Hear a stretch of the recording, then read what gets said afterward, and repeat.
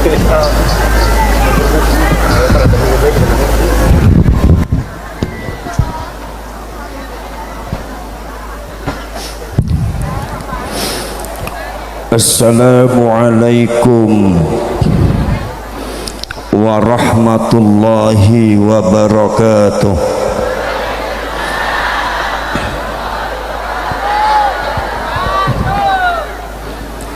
Bismillahirrahmanirrahim.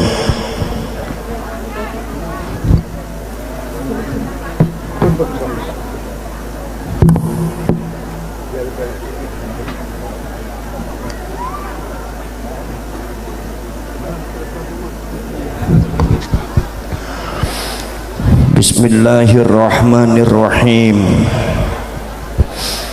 Nahmaduka Allahumma ya man manaha ahbabahu bil waridatil ilahiyah wa syaraha sudurahum bil fuyudatir rabbaniyah wa mala'a qulubahum bil ulumil ladunniyah wa amaddahum min khazaini fadlihi bil imdadatil kathiratil mustafawiyah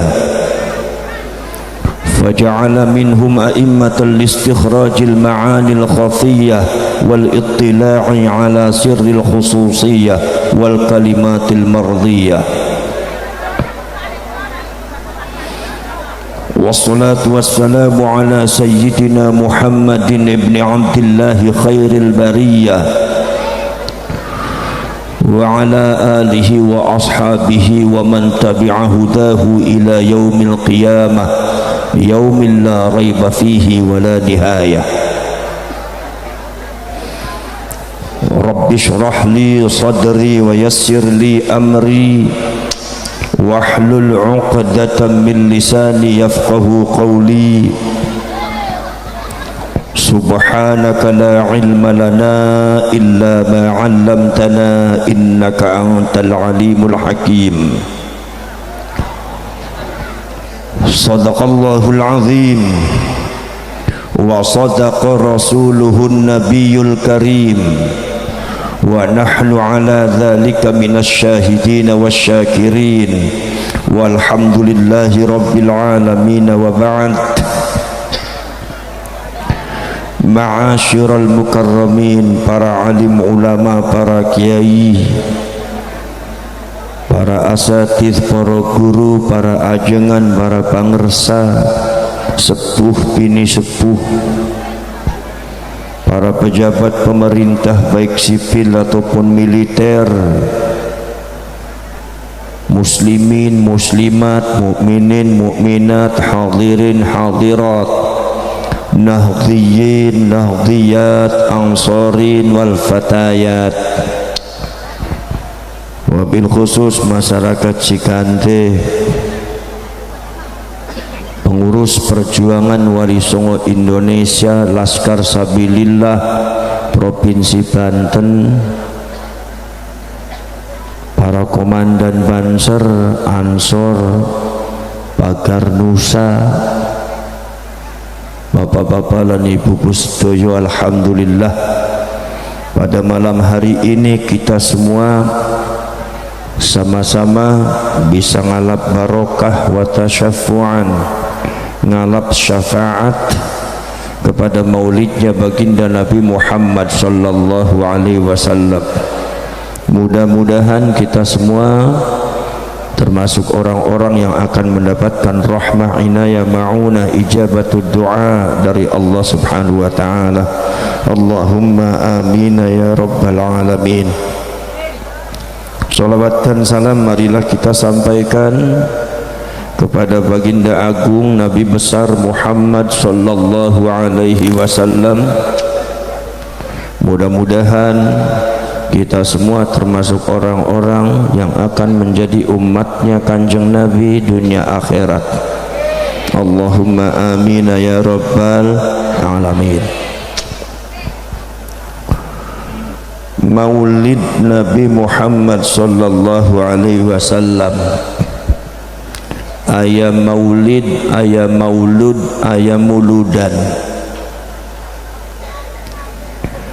Kalau kata santri asalnya dari lafad walada, walada yalidu lidatan wa maulidan. Ini bentuk masdar mim. Fahuwa walidun wa dzaka mauludun, jadi maulud ini bentuk isim maf'ul, artinya orang yang dilahirkan, anak kecil yang dilahirkan. Maulid masdar mim artinya kelahiran. Lid la talid maulidun, maulidun miladun. Maulid isim zaman, isim makan, zaman dilahirkan atau tempat dilahirkan. Jadi maulid ini bisa arti masdar, yaitu adalah kelahiran, bisa berarti isim zaman, zaman dilahirkan. Kalau maulud artinya murang kali nu dilahirkan, maksudnya kanjeng Muhammad sallallahu alaihi wasallam. Jadi lafad walada asalna tina lafad maulid, maulud asalna tina lafad walada. Kalau walada itu asalnya dari lafad apa? Walada asalnya dari lafad wiladatun, karena para ulama nahwu sharaf mengatakan seluruh kalimat Arab berasal dari masdarnya. Maka masdar daripada walada itu wiladatun, maka walada asalnya dari lafad wiladatun, artinya kelahiran. Jadi maulud asalnya dari lafad walada, walada asalnya tina lafad wiladatun. Wiladatun iya asalna tina lafad naon, wiladatun iya asalna tina lafad wildatun. Seperti kata Al-Imam Muhammad bin Faris Az-Zahrawi, seorang ulama besar pakar sastra Arab, mengatakan wiladatun asalna tina lafad wildatun. Wildatun te artosna naon? Wildatun te artosna usus yang menghubungkan antara perutnya ibu dengan perutnya anak untuk menyalurkan makanan. Jadi murang kali pada waktu masih ayah di perut ibu, nah di perut indung, nah eta makannya tidak melalui mulut, tapi disalurkan ku Gusti Allah Ta'ala melalui perutnya ibu, disambungkan sareng usus langsung masuk ke perut anaknya. Tak usus yang menghubungkan eta disebutnya usus wildah. Maka dari itu saudara-saudara sekalian, kata Imam Ibnu Faris mengatakan, maka haqiqatul wiladah, hakikat daripada wiladah, kalau kata santrinya haqiqatul lughawiyah, daripada wiladah itu artinya apa? Zamanul wiladah adalah zaman ketika murang kali hidup ayah di perut ibu, nah masih membutuhkan usus wildah untuk menyalurkan makanan. Ini namanya zamanul wiladah, ketika anak ada di kandungan ibunya. Itu namanya zamanul wiladah. Begitu anak itu sudah lahir, maka usus wildahnya putus, diputus ku Gusti Allah atanapi diputus ku dokter. Ini yang disebut dengan inqita'ul wiladah, terputusnya zaman wiladah, di mana zaman wiladah itu zaman ketika anak masih membutuhkan usus wildah untuk menyalurkan makanan. Tetapi ketika anak itu lahir, maka usus wildah tidak dibutuhkan deui, tetapi anak bisa langsung menyusui di ibunya, langsung memakai mulutnya, maka usus wildahnya diputus. Ini namanya inqita'ul wiladah. La inqita'ul wiladah ini itu hakikatnya seperti itu, cuma adatnya masyarakat Banten, masyarakat Cikande teh benten. Justru yang biasa disebut inqita'ul wiladah disebutnya wiladah. Makanya ketika inqita'ul wiladah itu disebutnya haqiqatul lughawiyah, hakikat kebahasaan. Wiladatun itu disebutnya haqiqatul adiyah al-lughawiyah. Ini sudah pengaruh adat budaya. Yang disebut inqita'ul wiladah itu adalah wiladah. Makanya lafadz wiladatun kalau merujuk kepada kamus artinya melahirkan, padahal hakikat daripada wiladah itu bukan melahirkan, tapi satu zaman anu disebut zamanul wiladah, di mana anak masih dikandung di batang ibuna, di batang indukna, masih membutuhkan usus wildah untuk menyalurkan makanan. Ini disebutnya zamanul wiladah. Tapi biasanya wiladah disebut ke masyarakat Banten melahirkan. Tos ngertos nu penting unggut-unggutan beres. Ini melongo keder. Faham tuh bu? Faham nu penting unggut-unggutan, mantuk kayak gitu. Saudara-saudara sekalian, eta. Maka saudara-saudara sekalian, maulid itu merujuk kepada wiladah. Makanya ada kata para ulama mengatakan sesungguhnya yang namanya maulid itu kelahiran Rasulullah secara fisik. Maka orang lahir secara fisik disebutnya maulid. Maulid itu kelahiran manusia secara fisik.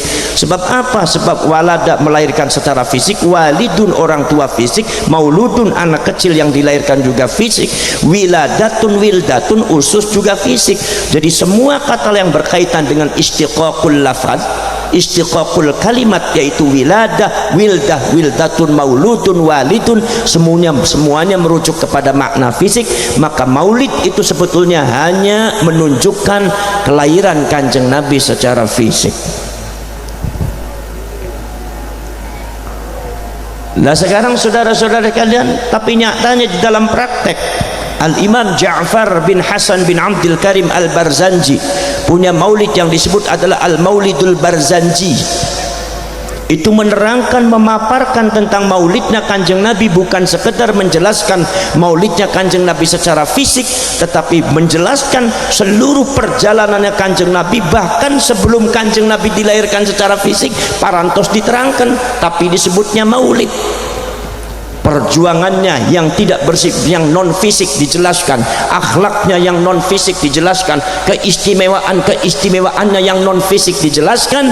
Akhirnya secara adat kebahasaan, adatnya masyarakat, maulidun sudah mengalami maknan ittisa'iyan, perluasan makna yang aslinya hanya fisik, akhirnya non fisik masuk sadaya. Akhirnya maulid artinya ma yata'allaqu bi Rasulillah sallallahu alaihi wasallam, yaitu adalah sesuatu yang berkaitan dengan baginda Rasulullah sallallahu alaihi wasallam, baik fisik ataupun non fisik. Ki melongo ngerti ta melongo keder. Kalau Cikande ini caket dengan Serang, jadi bisa bahasa Indramayu, bisa baca Corbon nggih. Ya wis ngerti beli ngerti, sing penting mantuk beres. Saudara-saudara sekalian, yang penting saudara-saudara sekalian, Kanjeng Nabi dari sini, kelahiran Kanjeng Nabi itu menurut para ulama keistimewaannya bukan sekedar di maulid ketika Kanjeng Nabi lahir. Muka Kanjeng Nabi lahir rahmatan lil alamin, rahmat bagi seluruh alam, maka yang diperingati maulidnya. Karena Kanjeng Nabi dikawit zaman kapungkur parantos istimewa, Rasul anu diantos-antos ku makhluk sadayana kangge lahir, maka kelahirannya ditunggu-tunggu, maka yang diperingati ku urang sadayana kelahiranna Kanjeng Nabi. Upami kiai atau wafatna disebut haul, sebab kiai pada waktu sebelum wafat teu aya eta istimewaanna. Keistimewaannya kiai pada waktu kiai masih hidup. Kiai bisa berjuang, kiai buat madrasah, kiai orangnya alim, bisa ngajar, kiai orangnya dermawan, kiai ngurus masyarakat. Nah begitu wafat, orang sadayana sedihlah diperingati wafatna. Zaman kapungkur kiai anjeun teu aya nu cerita kiai teh kieu kieu sedurung sebelum lahir henteu, tapi upami Kanjeng Nabi sudah ada cerita sebelum Kanjeng Nabi dilahirkan parantos ayat, bahkan disebutkan di dalam Al-Quran bahwa sesungguhnya orang ahlul kitab, orang Yahudi itu ya'rifunahu kama ya'rifuna abna'ahum, mereka semua mengenal Kanjeng Nabi seperti halnya mengenal anak-anaknya. Kenapa? Karena kan Gusti Allah parantos ceritakan nyarios, makanya kelahirannya diantos, makanya kelahiran Kanjeng Nabi anu diperingati maulidna. Maka para ulama mengatakan yang namanya kelahiran Kanjeng Nabi bukan secara fisik. Kelahiran Kanjeng Nabi juga akhirnya berupa artinya apa? Bi'atsatur Rasul, kebangkitannya Kanjeng Nabi. Rabbana wab'ats fihim rasulan.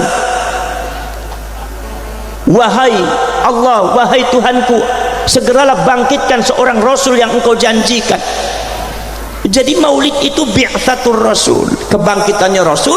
Kalau seumpama kebangkitannya Rasul berarti tikawat zaman kapungkur eta parantos ayat silsilah riwayatna.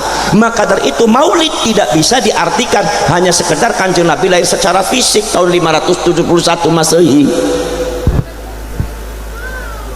Saudara-saudara sekalian, Imam Ahmad An-Naqsyabandi, seorang ulama besar mazhab Thariqah Naqsyabandiyah, di dalam kitabnya Jami'ul Usul fil Auliya, ini biasanya di Banten ini thariqatnya Naqsyabandiyah dan Qadiriyah Naqsyabandiyah, termasuk juga thariqah Syattoriyah. Kalau di Cirebon Syattoriyah, saya thariqahnya Syattoriyah. Karena apa? Karena dari mbah saya, Mbah Syarif Hidayatullah, harus Syattoriyah. Qadiriyah Naqsyabandiyah Sarua. Di antara Qadiriyah Naqsyabandiyah, mursyid yang pertama muasisnya saha, yaitu Imam Khatib Sambas dari Sambas Kalimantan. Kita punya murid ayah di Banten namanya Mbah Yai Abdul Karim yang asalnya dari Serang. Ini orang Bantennya nggak ada yang kenal sama Mbah Yai Abdul Karim, kenalnya sama Mbah Alwi terus ente. Sama Habib mah kenal terus, tapi sama mbahnya sendiri nggak kenal. Yang namanya Ki Abdul Karim itu guru Thariqah ada di Haromen, di Tanah Haram. Sama itu dengan Mbah Yai Nawawi Banten, itu kehebatannya orang Banten itu melahirkan ulama-ulama besar. Dan detik ini kita sama-sama menyaksikan Banten melahirkan seorang ulama besar yang menggebrak Nusantara, Ki Imaduddin Al-Bantani. Ini kebanggaan bagi orang Banten, dan orang Banten wajib melindunginya, wajib menjaganya, karena beliau adalah di antara ulama Banten yang dimunculkan oleh Allah Subhanahu wa taala menggantikan perjuangan para ulama zaman dahulu.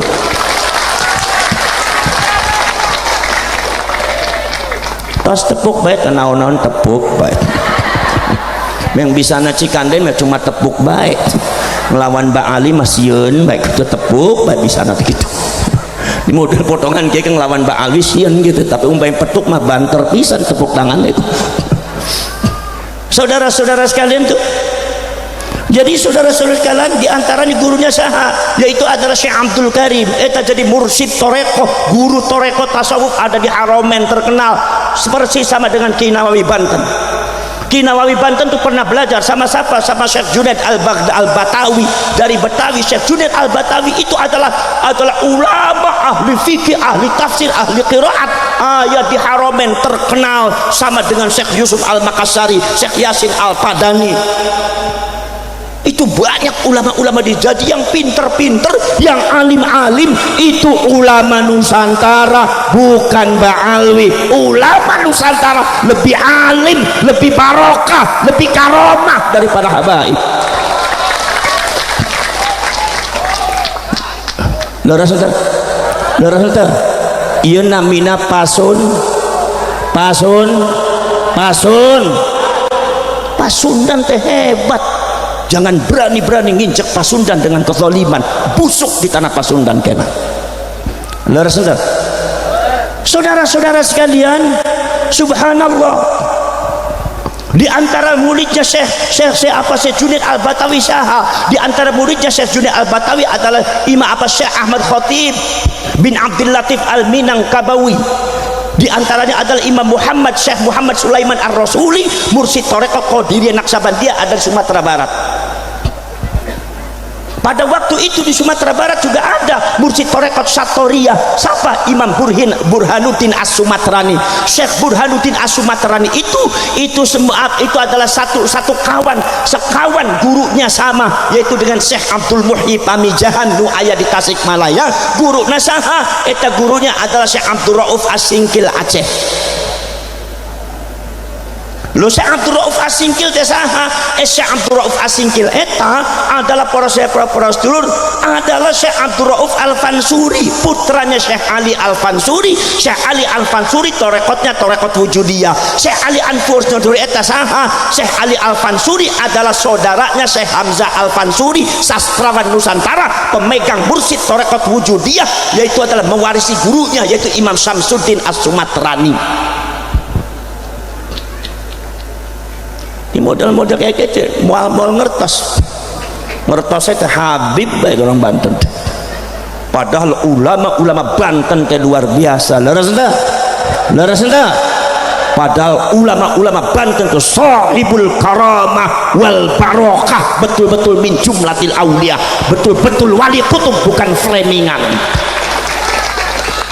Makanya coba lihat zikir wirid warisan daripada torekohnya orang, torekohnya ulama-ulama Banten tadi, baca kalimat tauhid, baca yasin, baca apa, itu warisannya sangat luar biasa. Ini yang menjadikan paku Nusantara sehingga kuat dijajah 350 tahun. Eta semuanya hancur, kerajaan Islamnya hancur, tapi Islam sebagai sebuah agama mual bisa dihancurkan. Jangan dirubah. Ini bukan masalah macam-macam, itu nggak boleh robah sembarangan. Saudara-saudara sekalian, saudara-saudara sekalian, makanya Syekh Syamsuddin As-Sumatrani itu torekotnya wujudiyah, punya murid di antara saha, yaitu muridnya adalah Syekh Nuruddin Ar-Raniri, yaitu seorang asalnya dari India, menjadi mufti daripada Sultan Iskandar Muda, yaitu Samudra Pasai Aceh. Torekotnya adalah Rifaiyah. Syekh Syamsuddin As-Sumatrani wujudiyah, Syekh Hamzah Al-Fansuri wujudiyah, punya saudara Syekh Ali Al-Fansuri wujudiyah, punya anaknya Syekh Abdul Rauf Asingkil, itu adalah saudara-saudara sekalian, itu adalah torekot Satoriyah. Antara wujudiyah dengan Satoriyah itu nyambung. Kumaha sababna? Sebab bapak dan ibu sadaya, nah eta namanya ada Qutbul Aqtab Imam Abu Bakar Asyibli, itu kekancingan daripada torekot Qadiriyah dan Naqsabandiyah, kekancingan daripada torekot Satoriyah asalnya dari Imam Abu Yazid Al-Bustami, yang memunculkan selanjutnya adalah torekot yang disebut dengan Wahdatul Wujud. Ngobrol mungkinin megel-megeli cangkem bani cikandek ku ngerti beli apa Wahdatul Wujud ya. Saudara-saudara sekalian, ini saya mau menunjukkan kepada kalian semua bahwa ulama Banten teh luar biasa. Ulama Banten ya ulama besar yang mengukir sejarah bukan sekedar di Nusantara, sampai di tanah Arab banyak menjadi guru besarnya orang-orang Arab. Kalian tuh orang hebat, kalian jangan mau dijadikan tikus. Kalian tuh orang hebat, kalian tuh singa dan macan, jangan mau dijadikan kucing kalian. Saudara-saudara kalian, subhanallah, luar biasa saudara-saudara sekalian. Syekh Abdul Rauf Asingkil punya guru namanya Maulana Ibrahim Al-Qurani. Maulana Ibrahim Al-Qurani punya guru Imam Sofiyuddin Al-Qushasi yang punya kitab Simtul Majid. Imam Sofiyuddin Al-Qushasi punya guru Sibghatullah bin Ruhullah Al-Makki. Sibghatullah bin Ruhullah Al-Makki punya murid adalah Imam Muhammad Al-Ghawth. Muhammad Al-Ghawth punya murid yaitu Imam Wajihuddin. Wajihuddin punya guru Imam Wajihuddin. Imam Wajihuddin itu punya guru Syekh Abdullah As-Sattori yang punya tarekat Sattoriyah, nurunkan kepada Mbah Syarif Hidayatullah dari jalur abahnya. Saudara-saudara sekalian, maka di sini saudara-saudara sekalian, kalau Qadiriyah dan Naqsabandiyah dari Imam Abu Bakar Asyibli menurunkan Naqsabandiyah itu an-naqs wal band. Naqs itu mengukir kepada seluruh makhluk, di depannya di balik penciptaan makhluk itu ada wujudullah. Kata Allah Subhanahu wa taala, afala yanzuruna ilal ibli kaifa khuliqat. Apakah mereka tidak melihat bagaimana itu onta diciptakan? Wa ilas samai kaifa rufi'at wa ilal jibali kaifa nusibat. Bagaimana bumi ditancapkan, tatangkalan sadayana binatang-binatang. Apa kata Al-Imam Jalaluddin Muhammad bin Ahmad Al-Mahalli termasuk para ulama tafsir, aima waro al-mawjudat wujudullah, di balik penciptaan makhluk Allah itu ada wujudnya Allah. Ini makanya Imam Abu Bakar As-Shibli mengatakan, falamma aradil wajdu annaka hadiri syahadtuka mawjudan bikulli makani. Ketika wajdun telah memberitahu aku bahwa engkau selalu hadir di sisiku, maka aku lihat wujudmu ada di mana-mana. Wujudmu ada di mana-mana, bukan zatmu ada di mana-mana. Maka ayat wahdatul wujud, tak ayat wahdatul zat. Kadang-kadang orang Banten sila memaknai wahdatul wujud dikiranya wahdatul zat, main musyrik kata. Musyrik kaplok sekalian bilang musyrik.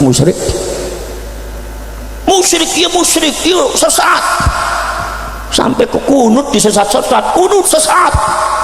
Cek orang Cikande, nah yang tidak kunut tidak sesat, yang tidak kunut sesat, enggak, yang kunut sesat, yang enggak kunut sesat, yang kunut sesat.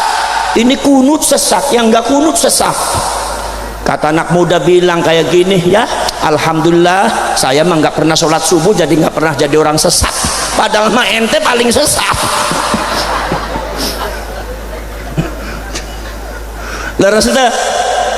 Saudara-saudara sekalian, iya saudara-saudara sekalian, anak koswalban.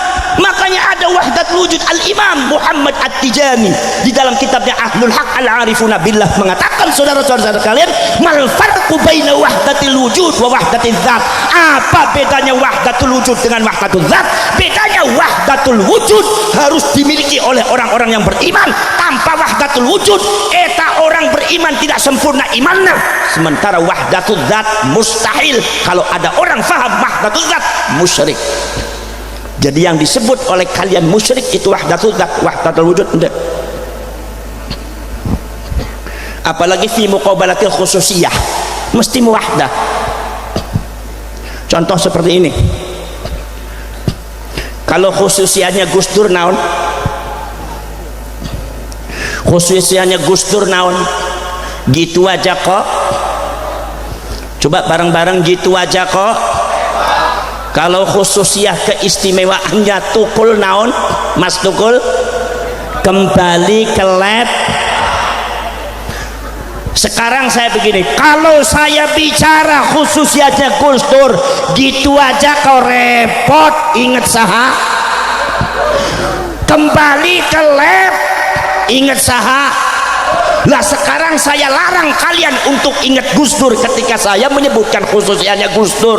Saya mau bicara, gitu aja kau repot, jangan ingat Gus Dur. Bisa ente, iya namina wahdatul wujud. Kalau saya bilang seumpama kembali ke lab, jangan ingat Tukul, bisa ente. Makanya orang Qadiriyah Naksabandiyah upami parantos memahami wahdatul wujud moal poho kagusnya Allah teh, moal poho mustahil poho teh. Sebab apa? Begitu ada khususiahnya Allah, ada langit, ada bumi, ada gunung yang disebutkan ku Gusti Allah, eta poho upami teu jalma stres berarti jalma lagi tidur. Leres ente? Paham? Oh, jangan dalam-dalam kayak stres ada ayatnya. Saudara-saudara sekalian, tak itu saudara-saudara sekalian. Maka saudara-saudara sekalian, inilah Kanjeng Imam Ahmad An-Naqsyabandi mengatakan bahwa baginda Rasulullah SAW itu adalah sangat istimewa. Kunaon sababna? Sebab Kanjeng Nabi termasuk orang yang diberikan khususiyatun nubuwah. Khususiyatun nubuwah menyebabkan orang jadi nabi. Dari khususiyatun nubuwah turun jauharatun nubuwah, mutiara kenabian. Dari jauharatun nubuwah turun at-ta'alimul ilahiyah, pelajaran-pelajaran langsung dari Allah. Kumargi nabi rasul tidak pernah belajar, pinter sendiri. Nusratu minallah, diturunkan pertolongan dari Allah. Bagaimanapun kondisinya nabi dan rasul pasti mendapatkan pertolongan dari Allah, pasti mendapatkan bantuan dari Allah. Kumargi nabi dan rasul kedah menang, nggak boleh kalah yang namanya nabi dan rasul. Makanya Nabi Adam menghadapi iblis, padahal iblis teh masya Allah makhluk anu pang pinter-pinternya, pang alim-alimna, titelna teh seueur Bapak Jenderal Profesor Doktor Iblis.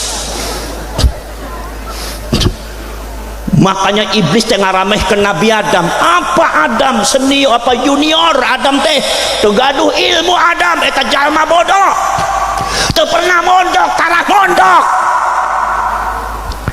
Saudara-saudara sekalian, tapi ketika Allah Subhanahu wa taala melihat kesombongan iblis, maka Allah mengatakan wa 'allama Adam al-asma'a kullaha. Allah memberikan pelajaran kepada Nabi Adam, memberikan ilmu kepada Nabi Adam kullaha semuanya. Kata Al-Imam Jalaluddin Muhammad bin Ahmad Al-Mahalli, ai lahzatan yasiratan, itu belajarnya sebentar tapi ilmunya dapatnya kullaha semuanya.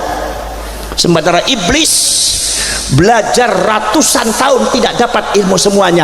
Suma'araduhum 'alal malaikat. Nabi Adam dengan iblis dipatukkan oleh Allah Subhanahu wa taala, diadakan debat ilmiah. Ternyata iblisnya keok. Iblisnya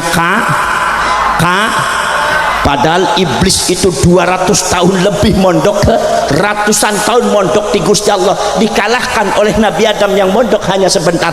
Ini saudara-saudara sekalian, apa sebabnya? Kata Imam Ahmad An-Naqsyabandi, kumargi nah apa iblis tidak nyepeng khususiyatun nubuwah, sementara Nabi Adam memegang khususiyatun nubuwah. Itu kehebatannya khususiyatun nubuwah.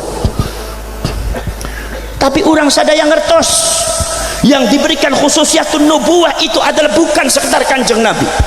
Orang kalau disebut Nabi berarti mendapatkan khususiyatun nubuwah. Nabi Adam dapat khususiyatun nubuwah, Nabi Nuh, Nabi Sulaiman, Nabi Dawud, Nabi Dzulkifli, Nabi Hud, Nabi Yahya, Nabi Isa, Nabi Musa, Nabi Harun, semua mendapatkan khususiyatun nubuwah.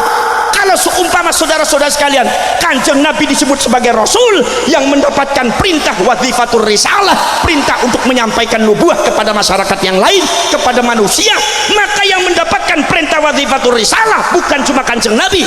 Nabi Dawud, Nabi Nuh, Nabi Sulaiman, Nabi Musa, Nabi Harun, Nabi Hud, itu juga semua mendapatkan perintah risalah yang disebut sebagai Rasul. Jadi artinya upami masyarakat Cikande memahami kanjeng Nabi hanya sebatas sebagai seorang Nabi yang memiliki khususiyatun nubuwah, hanya dipahami sebagai kanjeng Nabi, sebagai seorang Rasul yang memiliki wazifatul risalah dari Allah, perintah risalah dari Allah, berarti masyarakat Cikande masih belum mengetahui keistimewaannya kanjeng Nabi yang sebenarnya, karena itu adalah keistimewaan yang dimiliki oleh seluruh Nabi dan Rasul selain kanjeng Nabi. Kemudian keistimewaan kanjeng Nabi apa?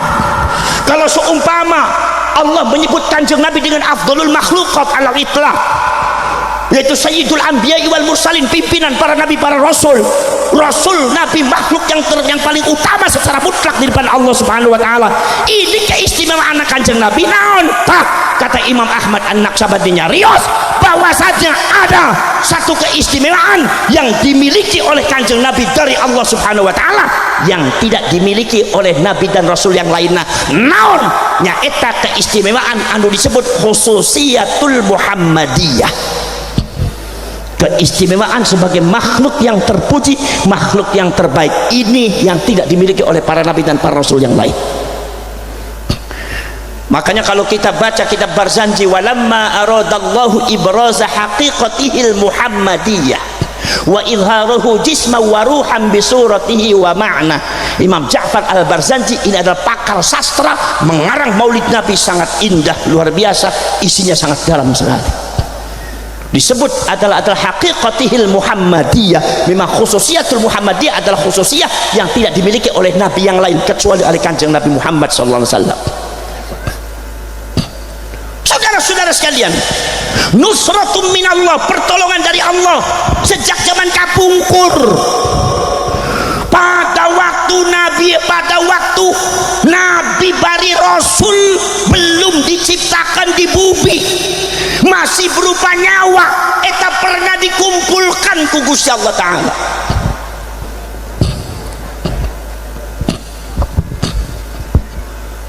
Wa idza akhadallahu mitsaqan nabiyyin,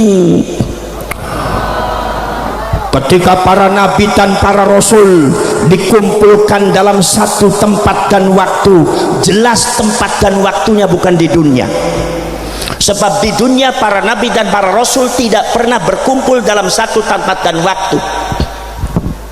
Jadi lamun Gusti Allah ngomong ning Al-Quran, Gusti Allah ngumpulaken para nabi dan para rasul dalam satu tempat dan waktu untuk dibuat sumpah perjanjian. Ini jelas tempat bari waktu duduning dunia orang ning dunia. Lamun tempat waktu duduning dunia orang ning dunia, tempat ning di waktu kapan?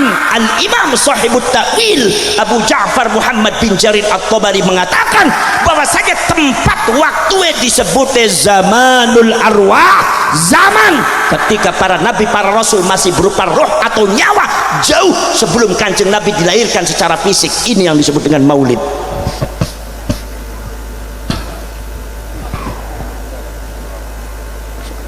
Mikiri apa sampai itu belum bisa dipikiri kali dirongokaken baik. Kipasnya dimatiin aja. Biasanya ning buntet ning Cirebon ku bakal anak kiai teka ku aja ora dikongkon mangan dingin, ora dikongkon ngomong dingin tapi dikongkone mangan dingin. Ning Cikande mah dikongkone ngomong dingin. Rusuh. Wis dikongkon mangan tuh dipai kipas pisan ya masuk angin beli senyong ya di panitia siapa mungkin beli apa aja Gus beli apa udah di KNU kudu sabar ora dipai mangan ya ora apa KNU tapi aja maning-maning ngono ya Bu ya biar beli apa aja maning-maning kono kayak gering sampean bisa ngaji man. Kita sengaja namangan beli ngomong sing jelas. Lamun langka mau kaning Serang nyong ku tuku bae ning pinggir dalan pecel. Oleh keburu-buru ke denang-denang pengajian tekan ning kene beli dipai mangan dikon ngomong bae tega pisan wong Cikande. Kita sengaja namangan teh ora. Ana jegos tenang ana mangan iya. Memang tes ngaji mangan ora apa-apa tapi jare wong Tegal kabaka bar ngaji mangan ku bajingan bar ngaji mangan bajingan ngono kok tuli ngomong ku sabas bar ngaji njaluk mangan kiai bajingan endasmu ngupai mangan orang beblesake bae sampai sih. Saudara-saudara sekalian lagi saudara-saudara sekalian Nabi dan Rasul dipanggil ku Gusti Allah Ta'ala sadaya. Begitu dipanggil ning Gusti Allah Ta'ala diulem ku Gusti Allah Ta'ala sadaya naon eta dibuat sebuah perjanjian. Naon perjanjianna? Perjanjiannya adalah mengatakan lama ataitukum min kitabin wa hikmah thumma ja'akum rasulun musaddiqun lima ma'akum la tu'minun nabi wa la tansurunnah.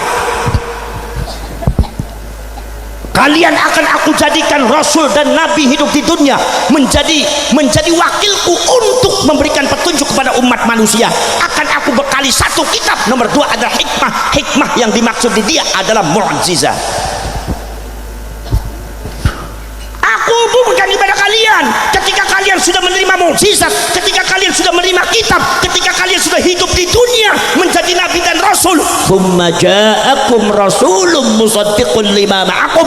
Aku pastikan setelah kalian datang akan datang seorang rasul yang memiliki sifat musaddiqun lima ma'akum, membenarkan apa yang ada pada diri kalian, merehabilitasi undang-undang kalian. Allah di zamanul arwah sudah mengumumkan ada seorang rasul yang akan diutus oleh Allah Subhanahu wa taala di akhir zaman, diumumkan di depan para nabi para rasul, dan dengan itu para nabi dan para rasul diambil sumpah perjanjian disebut zamanul arwah waktu itu. Itu luar biasa, itu nggak ada nabi yang lain. Saudara-saudara sekalian, apa perjanjiannya saudara-saudara sekalian? Sehubungan akan datang rasul itu, saha rasul itu anu disebutkan ku Gusti Allah Ta'ala dalam Al-Quran yang diumumkan di zamanul arwah bakal dongkap kanjeng Nabi sumpeng, yaitu seorang rasul di akhir zaman. Iya saha rasul nate saha al-imam syahir wa syekhul kabir wal bahru zakhir khatimu awliya'il warithina fil awwali wal akhir muhyil haqqi wad din 'ala at-taqrir Abu Bakar Muhammad bin Ali bin Muhammad bin Abdullah At-Tai Al-Hatimi Muhyiddin Ibnu Arabi mengatakan Rasulun musaddiqul lima ma'akum, Rasul yang dijanjikan oleh Allah, diumumkan oleh Allah pada waktu zamanul arwah, zaman ketika para nabi para rasul masih berupa nyawa atau roh, adalah Nabiyuna Muhammadun sallallahu alaihi wasallam. Kanjeng Nabi Muhammad sallallahu alaihi wasallam belum lahir di dunia, belum fisiknya dilahirkan, kanjeng Nabi parantos diumumkan ku Gusti Allah Ta'ala di payunan para nabi para rasul sadayana. Eta kadang ngertos anda sebagai umatna. Ini kadang-kadang cerita model begini jarang diungkapkan. Saudara-saudara sekalian, apakah cukup untuk cucu apa diumumkan? Tidak. Wa id akhadallahu mitsaqan nabiyyin, diadakan perjanjian, sumpah naon sumpahna ayat 2. Sehubungan kanjeng Nabi Muhammad badai dongkap anjeun sedayana wahai para nabi para rasul kedas sumpah naon hiji sumpahna la tu'minun nabi. Ada yang mengatakan, Gus, kenapa ada nun taukid tsaqilah kok make doma enggak make fathah, kan biasanya mabdi fathah. Itu biasanya santri rewel teh gitunya. Ya la tu'minun nata asalna teh la tu'minunanna doma eta kumargi jama'. Tapi umpami la tu'minanna eta mufrad, wala tangsurunna asalnya wala tangsurunanna. Bisa jadi pikirin pada kayak terbaik. Mikir apa sampean ku wala tangsurunna tulis beli itu sebagai kayak terbaik urusannya kiai mesti. Mumet tamboten Bu, mumet tamboten, mumet taura, puyeng taura. Ada sing ngomong puyeng je Kang, ora apa-apa wong aku ora dipaimangan bae pada bae puyeng. Supaya pada bae puyeng neyak. Ora apa-apa, baka wong puyeng iku kringete metu, baka kringete metu syarafe aktif, baka syarafe aktif awake sehat, baka awake sehat insyaallah dawa umure. Wong Cikande dawa umure asale sing awake sehat asale sing syarafe aktif asale sing metu kringete asale sing puyeng-puyeng sing mumet-mumet. Mulane wong Cikande kepengen dawa umure gampang apa? Lurus sing puyeng-puyeng neangan nu mumet-mumet insyaallah panjang umurna. Makanya ning Cikande wong sing uripe mumet bae ora duwe duit, ora duwe apa, beli duwe apa-apa, arep bayar sekolah mumet maning, arep sarapan mangan mumet, dikamplengi ning bojoe mumet bae uripe awet 97 tahun masih seger, masih sehat. Iki arane bi barokatil puyeng wal mumet. Mungkin apa mboten? Oh, coba kalau seumpama orang uripe gampang, bakal wong uripe gampang mesti mati ya gampang. Arab mangan apa baik gampang, awake lemu kena diabetes kencing manis 50 tahun wis lemes dedes dilat maning mati. Arab mangan apa baik gampang, akhirnya wedhus dipangan, sapi dipangan, kabeh dipangan, akhirnya apa darah tinggi naik stroke. Begitu stroke 20 tahun di sana ning kuburan. Sebab uripe kegampangan, pengen mangan gampang, pengen minum gampang, pengen tuku klambi gampang, jam tangan gampang sadaya, motor gampang, mobil gampang, pengen milair artos gampang, sampai tekaning matine ya gampang. Mulane sampean ku aja gelem uripe gampang, bokatan mati gampang. Mulane bakal Gusti Allah gampang akan urip ning sampean, ngati-hati bukan mati gampang. Gampang tora, gampang tora, ora gampang. Mudah-mudahan dawa umure gampang puyeng sih. Mungkin apa mboten? Nundutan tacan, nundutan tenau-naun nundutan oge, tidur aja tenau-naun. Kemudian nu pipinatos kalijut tatu tidur wae lah tenau-naun. Wong saya juga dari KNU sudah biasa nggak dikasih makan enggak, ditinggal tidur seringnya teh. Tenahun-nahun tidur wae nu karijut tidur wae lah parantos sepamah, kadang-kadang capeknya tidur wae tenahun. Nanti kalau seumpama pengajian sudah rampung selesai, eta socakna masih merem bae, nggak usah dibangunkan, digotong bae ka kuburan sekalian. Mumpung merem bae gitu.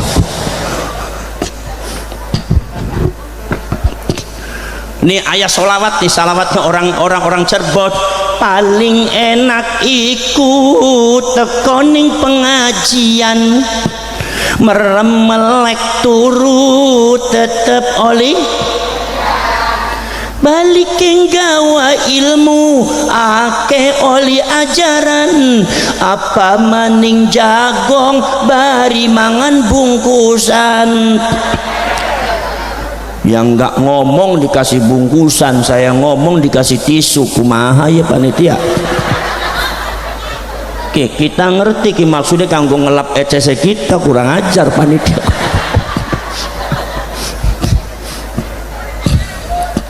Ayo pada ngaji parek bari ulama sahanu seneng ngaji ganjarana menangna sorga sahanu seneng ngaji ganjarane manjing pengen mancing suarga ente pengen te kira-kira potongan anjen teh potongan sorga apa potongan neraka? Potongan sorga yang bener. Masa potongan sorga irungnya pesek-pesek kieu kumaha sorga naon eta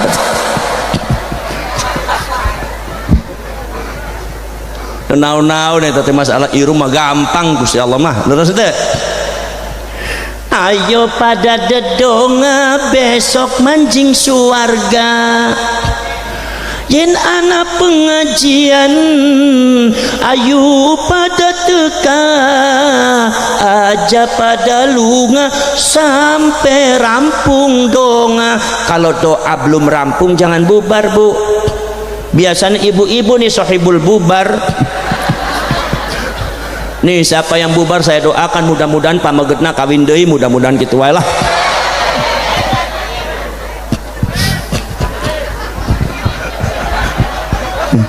Bu, ibu tahu madun teh? Tahu madu? Ke madu seneng teh? Ini curigaan terus kayak Mbak Alwin keduaan. Kamadu seneng teh? Madu yang manis teh seneng teh? Ya kalau seneng tak bapaknya dicasulut cari madu gitu maksudnya supaya sehat badannya, jangan curiga terus lah. Saudara-saudara sekalian tak? Eta solawat aya deui solawatnya orang Serang naon jalan ning Purwokerto tuku sandal gawean Jepang aja kemek bojo loro bojo siji mangane kurang.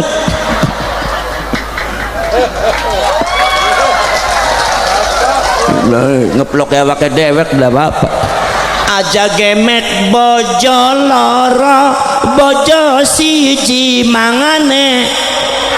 Iku ibu-ibu semangat temen ya kayak kawin bari sampean ku tekanan batin ki wong mlakune wis doyong wis pantes di apal wisan rada ngece sampean ku kupak mripate wis kabur wis pantes di apal awake pada garing pengen kawin apal bisa cangkem ora bisa mingkem wis kudu di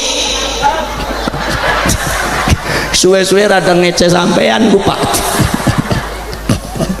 ngomongnya sampean ku rewel pisan jika terus pantas dipendem baik.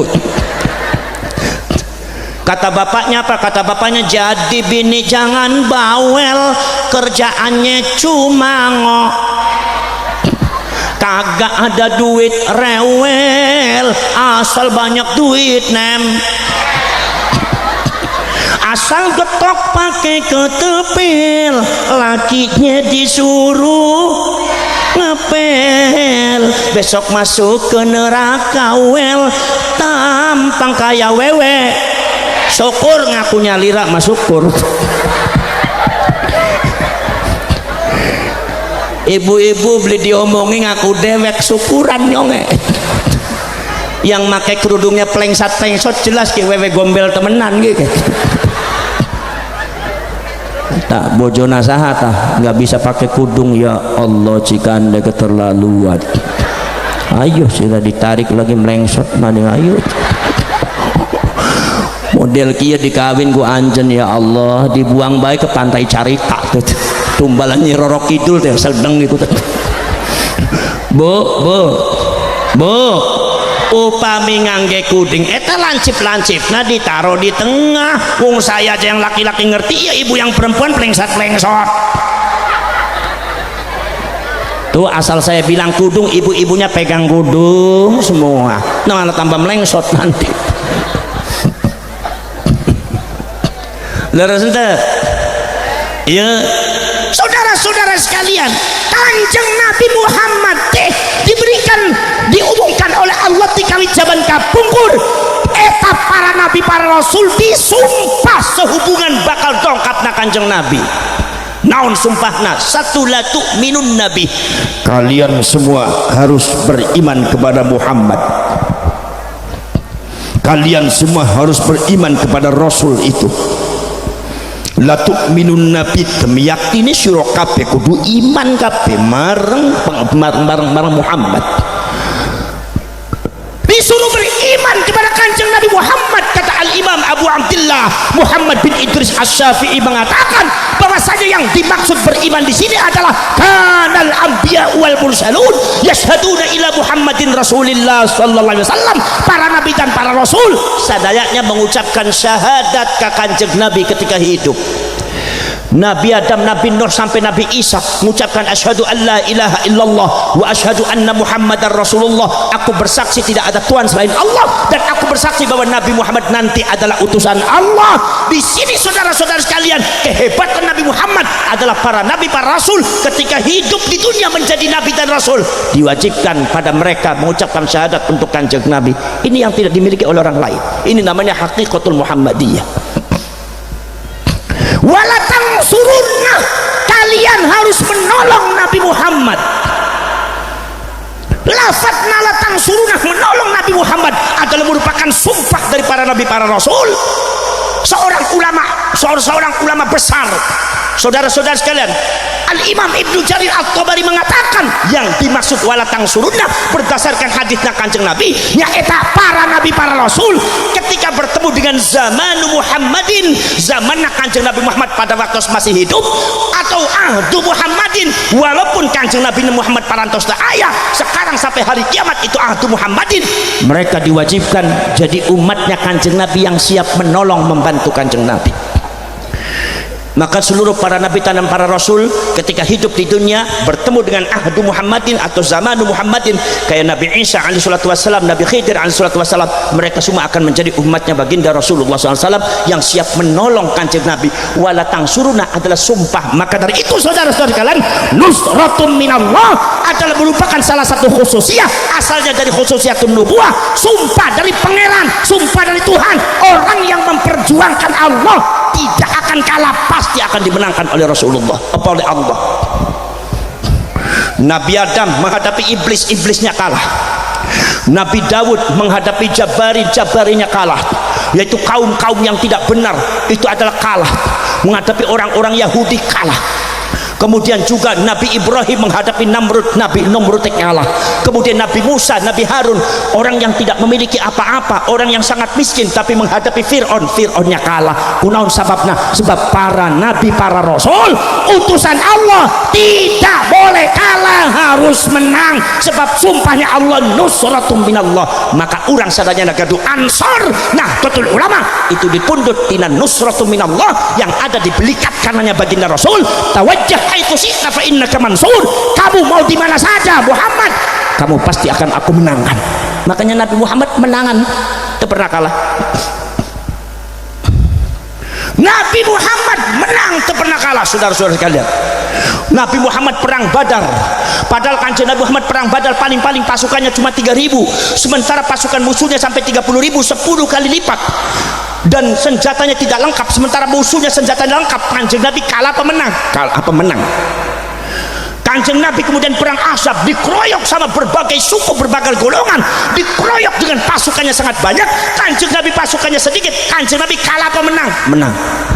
Kanjeng Nabi perang Hunain menang, Kanjeng Nabi perang Badar menang, Kanjeng Nabi perang Khaybar melawan pasukan Romawi tetap menang. Makanya Allah mengatakan walaqad nasarakumullahu fi mawatin katsiratin wa yauma hunain idza a'jabatkum kasratukum falam tughni ankum syai'a wa dhaqat 'alaikumul ardu bima rahabat tsumma wallaitum mudbirin. Muhammad, yang memenangkan kamu itu bukan umat kamu, tapi aku yang memenangkan kamu. Buktinya ini di perang Hunain, umat kamu banyak sementara musuhnya sedikit, tapi kocar kacir tunggang langgang gak karu-karuan. Untung aku balik, aku berikan untuk kamu kemenangan, untuk membuktikan kepada kamu bahwa kemenanganmu itu dari saya, bukan dari umatmu. Jangankan umatmu ikut Muhammad, kamu maju sendiri umat, lawan Muhammad sendiri musuhnya, maka akan saya menangkan Muhammad walaupun tidak ada yang ikut, karena kamu Rasul saya, tidak boleh kalah, harus menang. Maka perjuangan di dalam masalah mensucikan nasabnya baginda Rasul, menawan daripada oknum-oknum Baal yang tidak benar, saya pastikan pasti menang. Ini nggak bisa kalah, karena ini adalah perjuangannya Kanjeng Nabi. Allah Nabi Muhammad. Leras entar. Saudara-saudara sekalian, subhanallah. Maka ini para sahabat dan saudara sekalian, yang namanya Kanjeng Nabi Muhammad SAW itu kalintang hebatna, kalintang istimewanya. Maka sesuatu yang berkaitan dengan Nabi Muhammad tidak sama dengan yang lain. Nabi Muhammad disebutnya adalah khairul anbiya wa sayyidul anbiya wal mursalin. Maka umatnya disebutnya khairu ummah, sebaik-baik umat. Allah memberikan kitabnya Al-Quran adalah afdalul kutub, paling utamanya kutub. Kitab Allah paling utama itu Al-Quran, diturunkan yaitu oleh malaikat Jibril, di mana malaikat Jibril adalah khuliqa min nur, diciptakan dari cahaya, termasuk afdalul malaikat yang paling utama. Saudara-saudara sekalian, ini silsilatul zahabiyah dari Allah, malaikat Jibril, Al-Quran, Rasulullah, dan para sahabat, para tabi'in, diturunkan kepada para ulama, para kiai ayat di Nusantara, khususnya di Tatar, Pasundan, dan Banten. Ini nyaris luput daripada pandangan Belanda dan pandangan Portugis, pandangan orang Amerika dan Yahudi.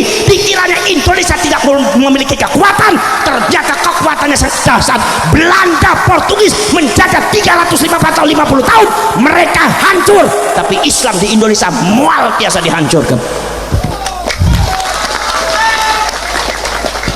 Laras entar. Subhanallah. Saudara-saudara sekalian, mual biasa dihancurkan. Makanya saudara-saudara sekalian, jangan dibodohi oleh orang-orang yang bodoh. Kalian tuh bangsa besar, jangan mau menjadi jongos. Orang Pasundan itu bangsa besar, Tatar Sundan, Pasundan itu luar biasa. Saudara-saudara, peradabannya sama dengan Majapahit, sama dengan Sriwijaya, itu sangat luar biasa. Indonesia memiliki ulama-ulama kiai-kiai, satu peradaban yang sangat luar biasa. Peradaban keislaman Indonesia, kelah peradaban keislaman Pasundan, kelah peradaban keislaman Banten jauh lebih hebat daripada peradaban keislaman nu aya di Hadramaut dan Yaman.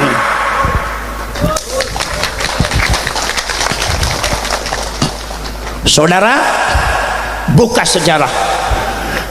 Belanda buka sejarah, Spanyol dikuasai Islam 800 tahun. 800 tahun memiliki satu peradaban yang sangat luar biasa, menelurkan jutaan para ulama yang pakar ilmu matematika, pakar ilmu hukum, pakar ilmu ekonomi dan sosial politik, dan pakar ilmu sosiologi dan astronomi, dan yang lainnya, termasuk kedokteran, termasuk pakar ilmu fikih, tafsir, dan yang lainnya, termasuk Al-Imam Abu Abdillah Muhammad bin Ahmad Al-Qurtubi, yang disebut dengan Imam Qurtubi. Itu lahir pada waktu peradaban akhir daripada peradaban Spanyol Islam. Termasuk juga Al-Imam Muhammad bin Abdullah bin Malik Al-Jayyani, yaitu yang disebut dengan Imam Ibnu Malik, yang memiliki Alfiyah Ibni Malik. Itu adalah lahir di peradaban Spanyol Andalusia. Spanyol menguasai Islam 800 tahun, menelurkan jutaan para ulama, tapi ada satu janggal. Naon kejanggalanna? Eta peradaban 800 tahun dihancurkan oleh Tartar cuma 2 tahun, hancur sedaya. Nepi ayeuna Islamna tidak bisa bangkit di Spanyol. naon sababna dipelajari ku orang tua anak anjen sama para ulama para kiai Pasundan yang ada di Tatar Sunda, dipelajari ieu teh bukan sembarangan Indonesia. Jangan menganggap Indonesia sembarangan, karena anjen karena siapa tidak mesti lebih pintar daripada orang Sunda. Naon malotot teh asal ngomong ba'awit malotot besok satet ngupai mangan beli melototnya baik. Faham 800 tahun eta Islam Spanyol menguasai Islam 800 tahun dihancurkan oleh Tartar 2 tahun, hancur. Sekarang Spanyol tidak kenal Islam, puing-puing Islamnya tidak ada, digantikan dengan kerajaan Mughal India. India menguasai Islam, Islam menguasai India 600 tahun. 600 tahun dikuasai itu India, saudara-saudara sekalian. Memiliki satu perpindahan daripada peradaban yang tadinya di Baghdad dan di Mesir pindah ke India mulai daripada tahun 1200. Saudara-saudara sekalian, peradaban ilmu hadis lebih ayeuna hadis di India sangat luar biasa. Muhadisna seueur, pakar-pakar ilmu hadis seueur di India teh. Tapi sampean harus tahu, dari mulai Banu Abbasiyah akhir sampai kerajaan Mughal India yang punya Taj Mahal India menguasai Islam, Islam menguasai India 600 tahun. Tapi ayat kejanggalan naon dihancurkan ku Inggris cukup 1 tahun hancur sadaya. Sekarang India tidak ada Islamnya, Islamnya hanya sedikit, tidak bangkit deh. Naon sebabnya naon ya? Orang tua anak anjen mempelajari. Makanya jangan sembarangan anjir nyalah salah orang tua dasmu. Subhanallah, jangan itu diremehkan saudara-saudara kalian. Dipelajari kunaon sababnya. Ternyata mereka hanya menguasai Islam dalam tataran politik teritorial. Ada kekuasaan politik sehingga kekuasaan politiknya dihancurkan, Islamnya hancur. Sementara Islam belum masuk ke dalam roh daripada masyarakat, yaitu budaya dan adatnya candi Islam kan. Maka para ulama sadaya kumpul, ulama Jawa, ulama Sunda, ulama Sumatera, Kalimantan, ulama Nusantara sadaya kumpul sadaya. Begitu kumpul saudara-saudara, bagaimana nih? Oh, berarti kita harus mengislamkan adat budaya dalam rangka mematok dan mempaku Islam yang kira-kira kuat. Kira-kira Islam tidak mudah dihancurkan seperti Spanyol dan India. Kumaha caranya? Akhirnya islamisasi adat budaya Indonesia, Nusantara, dari Sabang sampai Merauke diislamkan sadaya. Makanya adat budaya anjen parantos Islam yang mencoba untuk memecah belah, yang mencoba untuk menjauhkan adat budaya kalian dengan Islam adalah satu Wahabiyah, nomor 2 Ba'al Habaib. Ini kadang-kadang tidak mau memakai adat budaya Sunda, adat budaya Jawa. Ini salah. Karena apa? Awal daripada kehancuran Islam di Spanyol karena Islam tidak masuk di adat budaya, dan pengislaman adat budaya adalah keunggulan daripada Islam yang ada di Nusantara yang sudah ditanamkan sejak dulu, yaitu pada leluhur orang sadaya. Nah, akhirnya belangkonnya diislamkan, ikatnya diislamkan, nanti trisulaknya ditafsirkan beda. Akhirnya kemudian saudara-saudara sekalian, kemudian janurnya klarasnya diganti artinya janur, namanya digentos janur. Kunaon janur teh janurun, jaa teka wis teka apa nurun cahaya. Turiku sapa cahaya sapa Gusti Allah. Kunaon sababna? Allahu nurus samawati wal ard. Allah adalah cahaya langit dan bumi. Nur itu saha? Nur itu Al-Qur'an. Kunaon sababna? Kanjeng Nabi nyarios, inna hadzal qur'ana hablullahil matin wan nurul mubin. Al-Qur'an ini adalah talinya Gusti Allah, kabelnya Gusti Allah yang mengandung cahaya. Nur itu saha? Nur adalah Kanjeng Nabi. Kunaon sababnya? Laqad ja'akum nurun. Maksudnya Kanjeng Nabi Muhammad sallallahu alaihi wasallam. Maka orang Sunda mengatakan anta nurun fauqa nuri, kok adalah cahaya di atas cahaya. Nur eta saha? Nur eta adalah para ulama, para kiai, di mana Kanjeng Nabi Muhammad nyarios bahwasanya ulama misbahu hadil ummah. Ulama adalah lentera daripada umat ini, lentera dari umat ini yang mengandung cahaya. Bah, cahayanya dari mana? Dari sanad silsilah yang nyambung sampai Gusti Allah, sampai Kanjeng Nabi Muhammad SAW, yang disebut dengan silsilatul zahabiyah, yang disebut dengan sanad, yang disebut ku Al-Quran, wa'tasimu bihablillah hablillahi jami'ah, berpegang teguh kalian kepada hablullah, kabel nak Gusti Allah. Hablullah sanes tali, kabel tenaon, kabel eta mengandung setrum, kalau tali tak aya setrumna.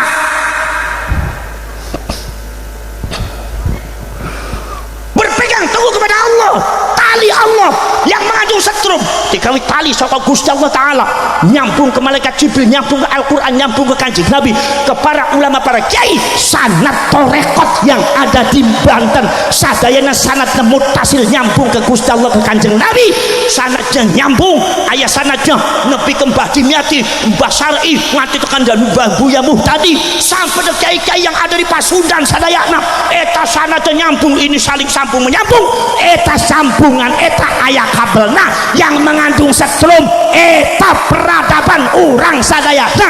Nah totul ulama Ahlus Sunnah wal Jamaah banyak mengandung setrum, maka saya sering mengatakan jangan macem-macem sama Indonesia, macem-macem Indonesia jungkel ke setrum, anjing sadaya busuk di Indonesia.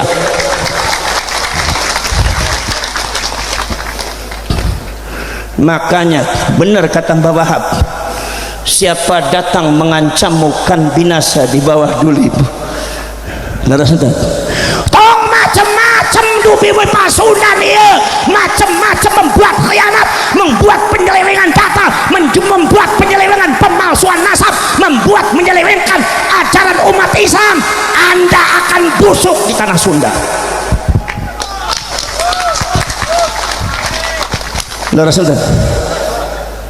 Saudara-saudara sekalian, maka ini saudara-saudara sekalian, makanya kalau seumpama saya dengan Ki Imaduddin Al-Bantani membahas tentang nasabnya Bang Alwi dan Habaib, ini jangan diasumsikan bahwa Ki Imad dengan saya benci ke Habib. Ente paham? Orang-orang seni lah, kenapa? Kenapa? Ini perlu ada yang diluruskan supaya anjen sedayana ngertos siapa Habib yang sebenarnya, jangan ngelamun.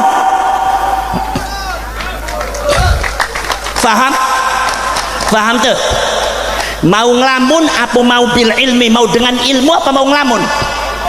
Mau ilmu apa ngelamun? Mau melamun apa mau ilmu? Agama Islam itu agama ilmu. Ilmu itu sifatnya Allah, wujud qidam baqa mukhalafatul hawadithi khiyamuhu binafsihi wahdaniyat iradat. Ilmu berarti ilmu itu sifatnya Gusti. Anda mau mengatakan apa? Anda mau menantang ilmu, sesungguhnya Anda menantang Allah. Anda menentang ilmu, sesungguhnya Anda menentang Allah. Mau menang Anda. Ulah gitu Banten, upami ayat ilmu na Gusti Allah disambut. Jangan sampai termasuk innalladzina yukadzibuna bi ayatillahi wa yastakbiruna anha, orang-orang yang mengingkari terhadap ayat Allah, ilmu Allah tidak berikan, dikasih tahu nih yang namanya Ba'awi sebenarnya seperti ini, tapi kalian yang menolak, sombong, angkang-angkang. Enggak bagus itu, bukan itu ceritanya pada zaman Kapungkur. Ayat itu enggak bagus itu, golongannya kayak golongan orang musyrik, orang Yahudi itu gitu. Bukan karena benci, ingin mendudukan Ba'alwi teh saha. Kunaon sebabna? Sebab masyarakat Banten teh eta sejak apa sudah puluhan tahun, bahkan sudah ratusan tahun memahami kalau Habaib eta cucuna Kanjeng Nabi. Sementara di dalam hati oke bertanya, apa bener ini cucunya Rasulullah? Masa cucunya Rasulullah kawin dengan perempuan kok kawinnya cuma 2 hari ditinggal pergi? Ada yang kayak gitu ya, banyak, bukan 1-2 orang, korbannya banyak sekali. Orang-orang kita, perempuannya dilecehkan. Ada yang nangis-nangis depan saya, orang tuanya nangis depan saya nggak bisa berkata apa-apa. Kenapa sih? Ya karena udah terjadi, gimana? Terus ente akhirnya tanya Karos, Gus, apakah betul itu cucunya Rasulullah? Saya bilang bukan. Jadi jangan bawa Rasulullah orang suci, nggak mungkin punya cucu semacam itu. Ini bisa-bisa kalau seperti itu nama baiknya Rasulullah akhirnya jelek. Akhirnya kata orang Kristen mengatakan, Habaib eta tingkah lakunya nggak bener, sama perempuan nggak bener, sama uang nggak bener, sama ini tingkah lakunya nggak bener, nurun sama seperti mbahnya Muhammad, jelek namanya Rasulullah karena itu. Masya Allah. Makanya kita punya kewajiban orang Banten untuk mensucikan nama baik Rasulullah. Setuju enggak? Setuju enggak? Untuk mensucikan nasabnya Rasulullah. Setuju enggak? Bahwasanya dengan 3 konteks keilmuan, habaib eta tidak bisa disebut cucunya Rasulullah. Satu, ada keilmuan nasab yang sudah dibangun oleh para ulama, termasuk Ki Imaduddin Al-Bantani, seorang ulama tahun abad ini yang paling dikenal, yang berasal dari Banten. Anda siap melindungi apa enggak? Kalau kalian orang Banten tidak mampu melindungi, biarkan orang Cirebon yang melindungi. Subhanallah, Ki Imaduddin keberagamannya sangat luar biasa. Pada waktu saya bertanya, Kiai Imad akhirnya diminta untuk datang ke Buntet. Datang ke Buntet, Kiai sampean bilang begini, mana buktinya? Beliau menyodorkan beberapa kitab. Saya minta kitabnya sama Gus Jazuli. Gus, mana kitabnya? Ternyata ada 19 judul kitab. Seterusnya kemudian ada lagi 8 judul kitab, akhirnya 23 judul kitab. Ternyata saya menyimpulkan benar Ki Imaduddin, dan ini ilmu dari Allah dan harus dilindungi beliau. Makanya saya membentuk perjuangan Wali Songo Indonesia, Laskar Sabilillah, dalam rangka melindungi seorang mujadid dari Banten. Jangan sampai Cirebon sudah melindungi Anda, jadi orang Banten malah mengusirnya. Imam Al-Qushairi pernah diusir, masyarakatnya akhirnya menyesal karena ternyata Imam Qushairi seorang ulama besar, di kampungnya difitnah, dicaci maki, tapi dibesarkan oleh Allah di daerah lain. Jangan sampai terjadi seperti itu, saudara. Seorang usah dipikir kali di rongaan baik, mikiri apa? Mikiri Islam Gus kaya temen, mikiri Islam patungan mulut dan meura gelem sampai model mengkenan pengenan jaluk berkat baik on patungan beli gelem ya karuan oh medit-medit panitia bewedip belum upai mangan berapa iki meja disingkirakan baik keterlangka apa-apa disingkirakan baik meja netisu baik mengonon buat saudara-saudara leres enggak? Leres enggak? Kalian orang Banten siap melindungi Kiai Imad? Siap melindungi Kiai Imad? Siap mengawal ulama Banten? Jangan mudah dipecundangi kalian orang besar. Kalian keturunan besar, kalian itu bangsa besar. Mereka itu bangsa kecil, saudara-saudara kalian. Jangan percaya kalau mereka dianggap orang besar. Kaya sejarah. Nah, yang kaya sejarah di Pasundan, Jawa, Indonesia, Nusantara, sadaya eta besar-besar eta. Saudara-saudara sekalian. Buktinya saudara-saudara sekalian. Indonesia itu sudah begitu adat budayanya 400 diislamkan. Itu subhanallah, masya Allah, pakaiannya diislamkan, sadayanya diislamkan. Begitu sudah masuk Islam sadaya, jadi paku di bumi Indonesia. Islam nak kuat. Indonesia dijajah oleh Belanda, Inggris dijajah oleh Belanda, Portugis, Jepang. Terakhir Inggris dan sekutu mau masuk, bukan 2 tahun seperti Spanyol, bukan setahun seperti di India, 350 tahun.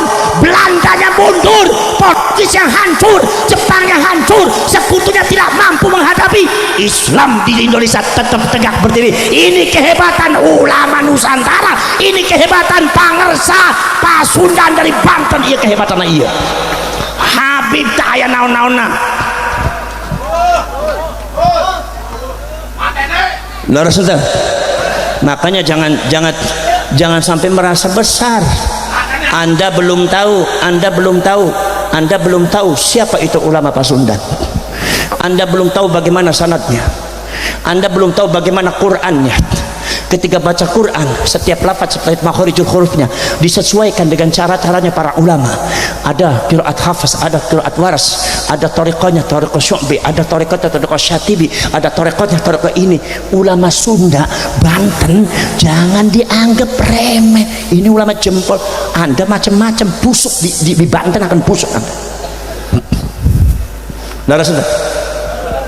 Saudara-saudara sekalian, maka Maka saudara-saudara sekalian, kajian-kajian yang menyebabkan bahwasanya batalnya daripada nasabnya Ba'alwi bukan sekedar Ki Imaduddin. Sebelumnya sudah ada kitab Ibtalun Nasab li Ali Ba'alwi Syarif Audah, membatalkan nasabnya Ba'alwi, termasuk juga Naqabatul Ashraf yang ada di Irak, termasuk yang ada di Jordan.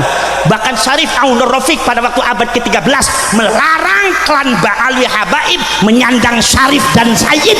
Kalau mereka menyandang Syarif dan Sayyid, ditangkap oleh Syarif Aunur Rafiq, dimasukkan penjara, bahkan dicambuk. Kunaon sababna? Sebab nasabnya cangkokan, mungqati'un batilun ghairu sahihin. Sudah mungqati, termetus apa terputus, batal, tidak benar nasab. Masya Allah. Leres entah? Leres? Masya Allah saudara sekalian. Nomor 2, kajian filologi. Profesor Dr. Menachim Ali membaca manuskrip-manuskrip dari kawit zamannya Nabi Adam sampai kawit zamannya Nabi-Nabi Ibrahim, yang bahasa Ibrani, yang bahasa Suryani dipelajari sadaya. Eta manuskrip-manuskripnya secara filologis kesimpulannya naon? Cek para pakar daripada filologi mengatakan Ba'alwi tidak bisa disebut cucunya Rasulullah, mual mungkin, mustahil. Kemudian gimana kalau udah begitu? Marah kasaha anjen nanti, marah kasaha, marah ke Gusabas, ke Ki Imad, marah naon? Leres ente? Saudara-saudara sekalian tak. Kemudian saudara-saudara sekalian, nomor selanjutnya teh secara kajian laboratorium, uji laboratorium tes DNA. Tes DNA teh sarua kene sareng tes darah. Anjen ditetes darahnya naon, masuk di laboratorium, akhirnya keluar anjen darahnya O, darahnya A, darahnya AB. Kalau anjen tidak mau percaya DNA, jangan percaya sama golongan darah Anda.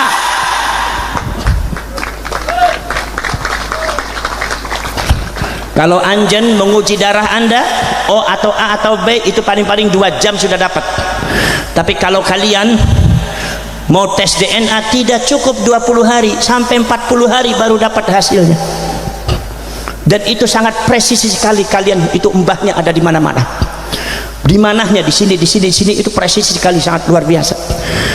Tes DNA itu ilmu dari Allah, itu adalah hikmah dari Allah untuk memberikan pelajaran kepada umat manusia. Karena Allah sayang kepada orang Banten, karena Allah sayang kepada orang Pasundan, supaya Allah membuka saha sebenarnya Ba'alwi teh, habaib teh saha tah, Pasundan kieu habaib teh, cek Gusti Allah. Tong sombong anjeun teh, nyombong ka Gusti Allah teh hancur anjeun. Masya Allah saudara sekalian, diambil dari badannya Ba'alwi. Wa fi anfusikum afala ta'qilun, bahwa ayatnya Allah Subhanahu wa taala ada pada diri kalian sendiri. Kalau kalian mau menggunakan logikanya, begitu saudara-saudara kalian, diambil dari badannya Ba'alwi sendiri. Ada sekitar 200 orang Ba'alwi dari berbagai macam marga Al-Habsyi, marga Al-Atas, marga As-Sagaf, marga bin Yahya, dan marga bin Sumed, marga Al-Kaf, marga bin Syah Abu Bakar Al-Muhdar. Semua itu sudah dites DNA, ternyata semuanya itu adalah genetikanya Yahudi Askenazi. Ini saya harus bicara, sengit beli sengit, seneng orang seneng, nyong kudu ngomong. Sampai harus sengit nyong, ora apa-apa, sing penting ilmu Gusti Allah diterima. Leres ente? Leres ente? Dudu masalah senang bisa, ente senang sama Habib genetikanya tetap Yahudi, ente enggak senang sama Habib genetikanya tetap Yahudi. Loh kalau begitu berarti Gusabas itu apa benci sama Habib? Siapa yang benci? Itu mengatakan Yahudi. Kalau saya mengatakan Yahudi kepada Habib genetikanya Yahudi, itu saya bicara ilmu dan data apa adanya, bukan benci. Ini pikirannya jangan butak ente. Ya kadang-kadang dijak ngomongnya angel pisan, pinter ora. Masya Allah, anjan parantos ayat di Mekah. Ada orang Banten saya pernah ketemu, masih saudara dengan saya di Banten, di Saudi, sudah lama 10 tahun lebih. Oh, kok sampai bahasa Sunda? Ya saya dari Banten Kang. Oh iya, ibunya dari mana? Kalau ibu dari Cirebon tapi bapaknya itu dari Pandeglang. Oh berarti sampean itu Sunda, genetikanya Sunda. Saya tanya, apa berarti saya benci kepada dia? Apa berarti saya ngecek kepada dia, menghina dia? Tidak. Ada orang Brebes, orang Tegal di Jakarta 20 tahun. Sampai dari mana? Kalau ibu bapak saya asalnya dari Talang, Tegal. Kalau seumpama bapak saya asalnya dari Talang, kalau ibu saya asalnya dari Ketanggungan. Oh berarti sampai itu campuran Tegal dengan Brebes. Iya, berarti sampai genetikanya Jawa. Oh iya, saya genetikanya Jawa. Beres. Ini masalahnya Bang Alwi nggak ngaku-ngaku, repot. Malah ngomong, orang yang ngomongnya benci, fitnah, mengadu domba. Dasmu. Ngadu domba apa? Laras ente, Masya Allah, pikirannya yang terbuka. Wahai muhibbin, saudara-saudara sekalian, subhanallah, saya tidak melarang anda itu mencintai Habib, itu hak anda. Tetapi saya bicara kepada anjing supaya anjingnya tahu siapa mereka, bukan untuk benci, supaya jangan salah paham, jangan salah nilai. Laras ente, Masya Allah. Jadi saudara-saudara sekalian, apa sih kekurangannya Yahudi? Apa kesalahan Yahudi? Yang menciptakan genetika itu Allah, saudara. Yang menciptakan genetika Jawa Allah, yang menciptakan genetika Sunda Gusti, yang menciptakan genetika Arab Gusti, yang menciptakan genetika Eropa Gusti, yang menciptakan genetika Yahudi Gusti. Salahna naon? Sahanu salah, ta'ayanu salah. Naon eta kersakna Gusti Allah. Leres ente? Enggak ada orang yang bisa memaksa Allah. Ya Allah, saya berikan genetika saya, Allah, jangan genetika Banten ya Allah, pengennya Eropa aja biar hidungnya mancung-mancung. Ada yang bisa maksa kayak gitu? Ya, begitu genetika jadi Sunda ya Sunda, jadi Betawi Betawi, jadi Melayu Melayu, jadi Jawa Jawa, dari Arab Arab, Yahudi Yahudi. Eta dari Allah. Itu yang dipahami kepada Ba'alwi, harus dipahami orang Ba'alwi. Genetika itu dari Allah.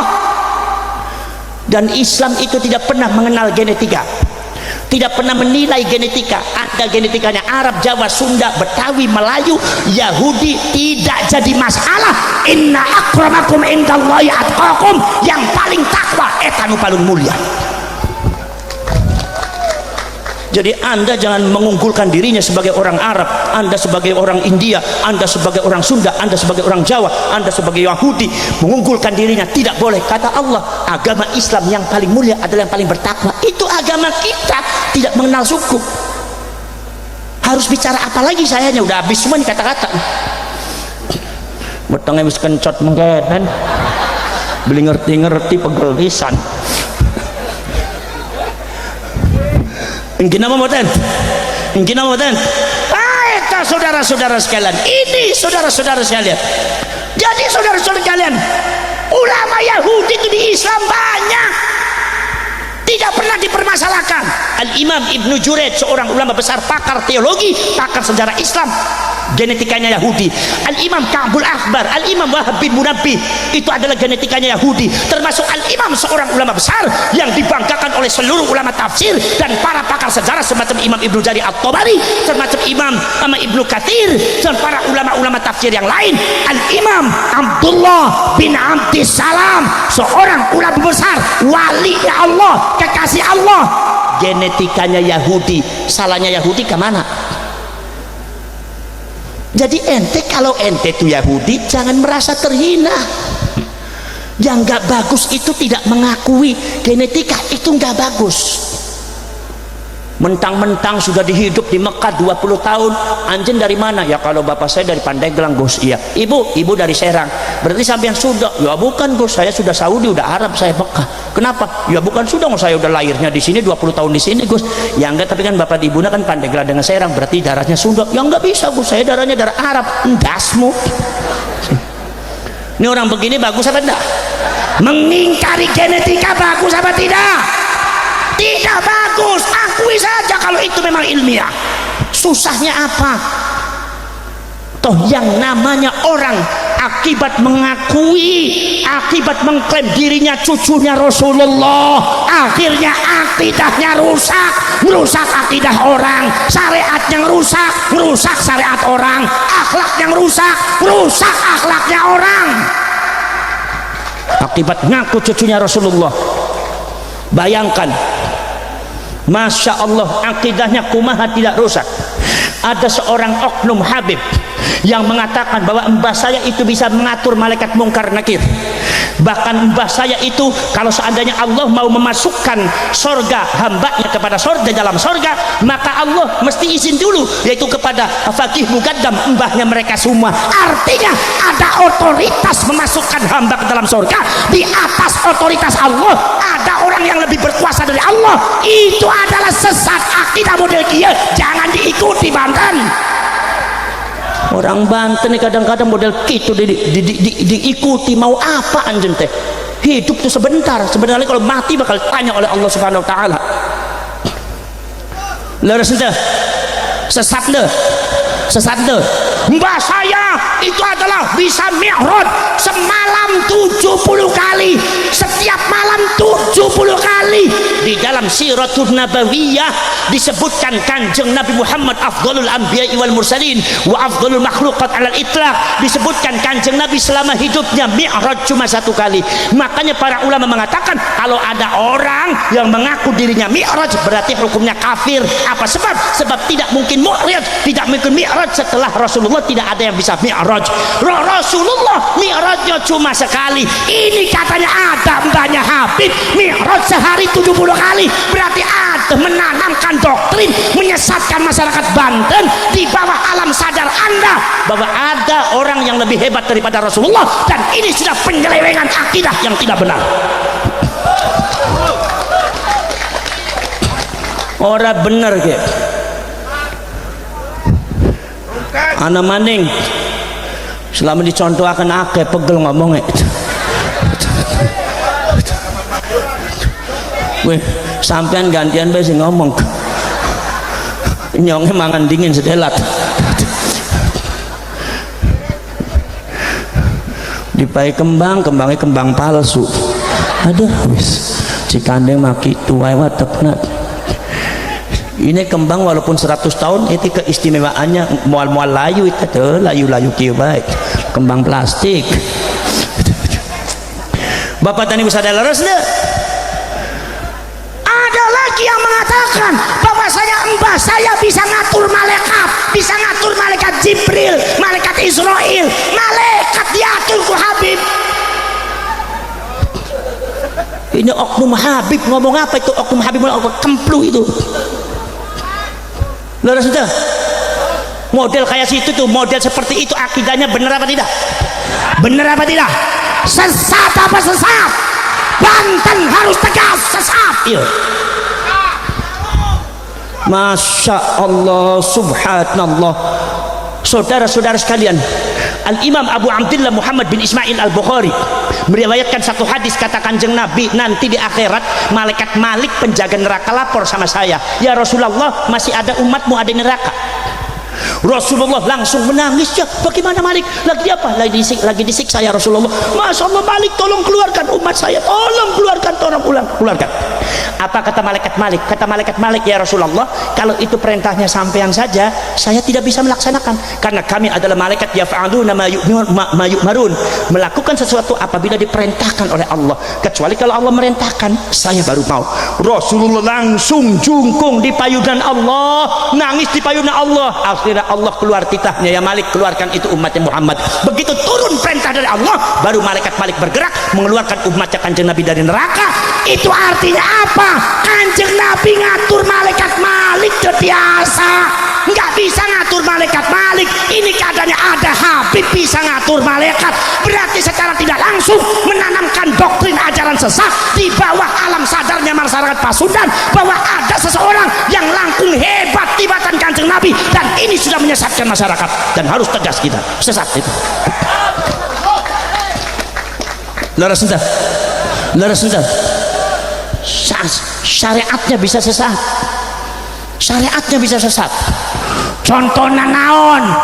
Contohnya kieu, kalau ada Habib nggak sholat, ada Habib berzina, ada Habib tidak puasa, udah biarkan saja, sebabnya Habib itu pasti masuk surga. Iya agama nasaha abdi badinaros ke siapa? agama nasaha ayat jalma tidak pernah sholat, ayat jalma tidak pernah puasa, ayat jalma berzina, ayat jalma mencuri bisa masuk surga tanpa hisab. Agama nasaha? Jawab Banten. Model kayak kia bisa dibohongin terus tuh. Laras itu, masya Allah. Ada cerita oknum Habib mengatakan ada muhibbinnya meninggal. Begitu muhibbinnya meninggal, kata si Habib itu mengatakan, katanya bilang bahwasannya, wahai fulan bin fulan, saya tahu kamu tidak pernah sholat, kamu tahu kamu tidak pernah puasa Ramadan, saya tahu kamu masih mabok, tapi saya tahu kamu itu mencintai Habib. Maka dari itu kalau kamu ketemu dengan malaikat mungkar nakir, kalau ketemu dengan malaikat mungkar nakir, tolong ini surat saya disampaikan kepada mungkar nakir. Mungkar nakir disurati ku Habib. Kemplu temen bocahku. Kenapa enggak langsung aja buat apa grup PA dari malaikat Israel sekalian? Kacau agama kalau kayak gini. Betul lah betul. Betul lah betul. Subhanallah, saudara-saudara sekalian, sangat luar biasa. Artinya apa nih? Pokoknya kalau kamu bertemu dengan mungkar nakir, tolong kasihkan surat Habib ini kepada mungkar nakir, dan kamu masuklah ke dalam sorga tanpa hisab. Emang ini sorga punya ente? Ini menanamkan ajaran yang tidak benar kepada anak-anak muda Banten. Naon artinya sholat tidak penting, puasa tidak penting, mabok-mabokan tenaun-naun, yang penting mencintai Habib, masuk surga tanpa hisab. Ini agama nasaha. Iya teh abdi bade naros kasihan. Bukan bahasanya, ini bukan agamanya orang Banten, ini sudah keluar daripada agama orang tua. Faham? Faham tuh? Ya Allah, nomor selanjutnya akhlaknya rusak. Pasundan itu agama yang apa, bersatu kelompok manusia yang beradab. Upami ayat kiai-kiai, ayat ajengan-ajengan, monggo kalintang sopana, kalintang indahna kehidupan Pasundan teh penuh dengan anggah ungguh, sopan pantun, akhlakul karimah. Tapi kadang-kadang ada oknum ba'alwi merusaknya, sehingga akhlaknya orang Pasundan akhirnya rusak, di luar kontrol daripada ibu bapaknya, di luar kontrol, sudah jauh daripada ajaran nenek moyangnya, jauh dari agama Islam. Kalau memanggil kiai-kiai Nusantara dipanggilnya si, manggil Buya Said, si Said, si Said. Manggil Kiai Banten, Kiai Imad, si Imad. Kadang-kadang ada orang Banten yang ikut-ikutan, terkutuk anjen deh. Kiainya sendiri dijelek-jelekin. Subhanallah, astaghfir. Sudah sekituna anjen, ternyata siate ternyata lari dari agama Allah, sudah sampai segitunya. Kiainya sendiri dijelek-jelek karena gara-gara katanya membela Habib. Subhanallah. Mau jadi apa Banten? Saudara-saudara sekalian, manggil Gus Yakut, si Yakut, manggil Gus Mustafa bisi si Mustafa, manggil Ki Ma'ruf Amin sesepuh Banten si Ma'ruf. Itu diajarkan pada para muhibbinnya. Makanya muhibbinnya tidak di Cirebon, tidak di Banten Sarua. Kalau manggil Kiai Nusantara mesti si Ma'ruf, si Yakut, si Mustafa, si Imad, si Abbas. Sementara kalau manggil kladnya mereka disebut dengan agung, Al-Habib, Al-Alim, Al-Allama, Al-Bari', Wali Kutub Sadaya, Wali Kutub Sadaya. Di Ba'alwi itu banyak sekali wali kutub. Kutub naon, kutub utara apa kutub selatan. Begitu dites ternyata naon, Al-Alim, Al-Allama, ternyata baca kitab gak bisa, baca Quran gak bisa, tajwidnya terkaru-karuan, makhorijul hurufnya terkaru-karuan. Mual lulus ujian di ulama Banten, mual lulus. Orang model kayak gini, modalnya udang-udang segede ban traktor, tasbih segede kelapa, sorban numpuk tilu, jubah siga Batman badai hiber baik. Mau nantang-nantang Kiai Banten, cemen model tuh. Apa baca Quran makhorijul hurufnya terkaru-karuan, komode kiroatnya kiroat naon, mad-madnya tediwaos, makhorijul huruf tadi tajwidnya teh aya itu naon. Yang seperti ini disebut Al-Alim, Al-Allama, Al-Bari', kundulmu.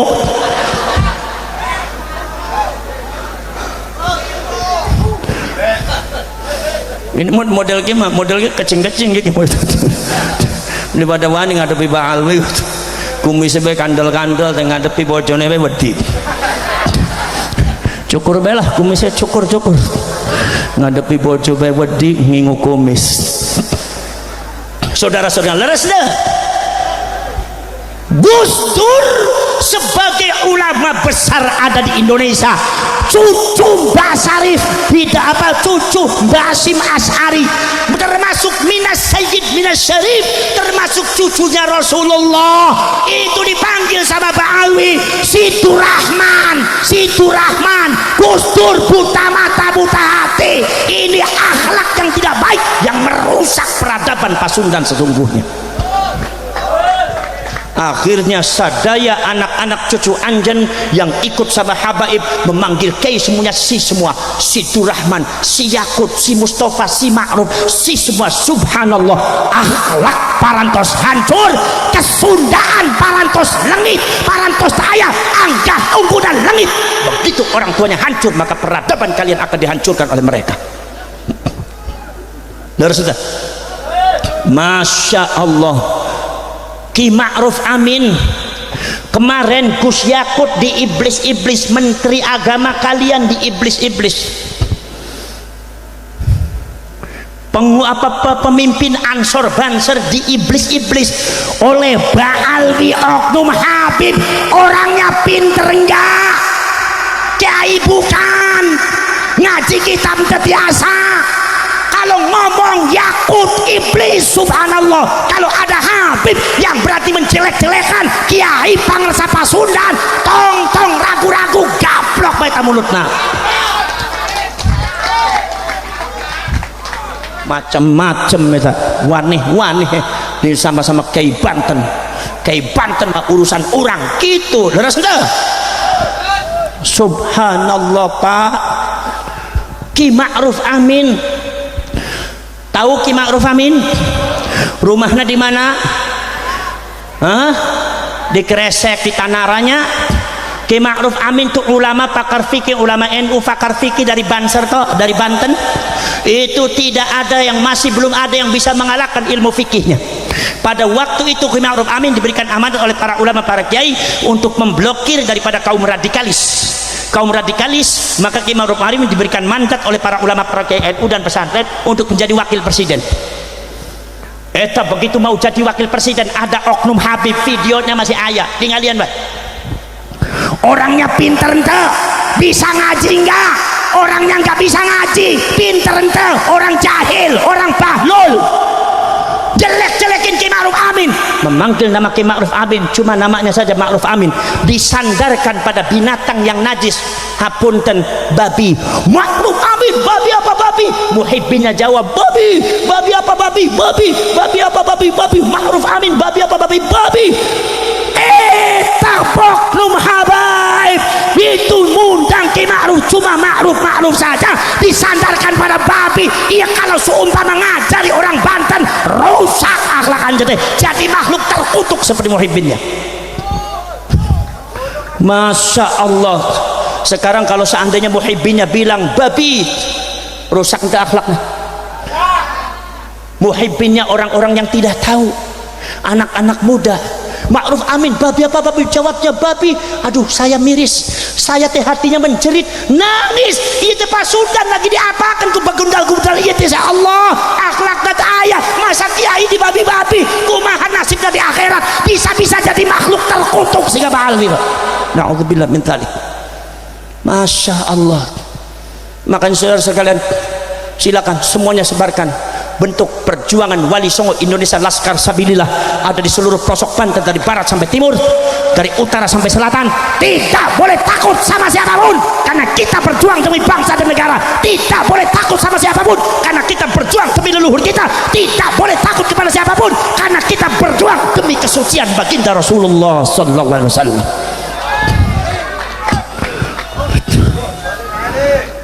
Hadza wa ufawwidu amri ila Allah wallahu basirun bil ibad wallahu al muwaffiq ila aqwamit thariq.